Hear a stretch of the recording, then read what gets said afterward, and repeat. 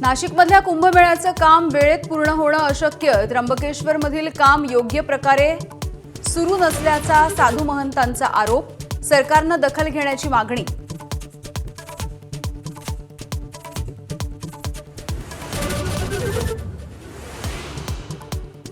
अजित पवार महाविकास आघाडीमध्ये आले तर त्यांचं स्वागत. काँग्रेसचे नेते सतेज पाटील यांचं कॉफी विथ कौशिक या कार्यक्रमामधून मोठं विधान.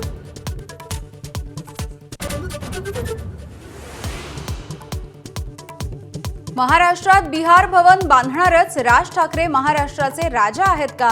बिहारचे मंत्री अशोक चौधरी यांचं टीकास्त्र. तर त्यांनी त्यांचं राज्य बघावं. मनसेचे नेते अविनाश अभ्यंकर यांचा पलटवार. मुंबईकरांना पुढच्या महिन्यामध्ये महापौर मिळण्याची शक्यता. भाजप आणि शिवसेना गटनोंदणी न झाल्यामुळे महापौर निवडणूक पुढे.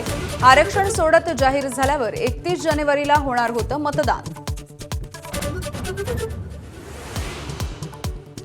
सोलापुरातल्या बार्शीमध्ये जिल्हा परिषदेसाठी दोन्ही शिवसेना आणि दोन्ही राष्ट्रवादी एकत्र. भाजपला हरवण्यासाठी महाआघाडी स्थापन.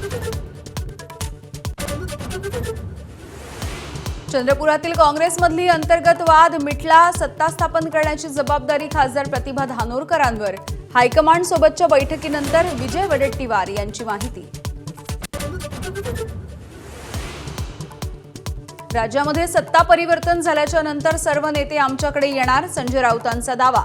तर 2047 पर्यंत राऊतांनी सत्तेचं स्वप्न पाहू नये. बावनकुळेंचा पलटवार. मुंबईतल्या ओशिवरा गोळीबाराच्या प्रकरणी अभिनेता कमाल खानला पोलीस कोठडी. 3 दिवस राहावं लागणार तुरुंगात.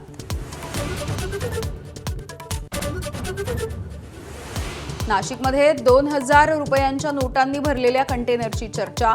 400 कोटी रुपयांनी भरलेल्या कंटेनरची कर्नाटकमध्ये चोरी. नाशिकच्या व्यक्तीला मारहाण झाल्याची तक्रार दाखल. मुंबई ठाण्यामधील काही व्यावसायिकांचे पैसे असल्याचा संशय. एबीपी माझा, उघडा डोळे बघा नीट.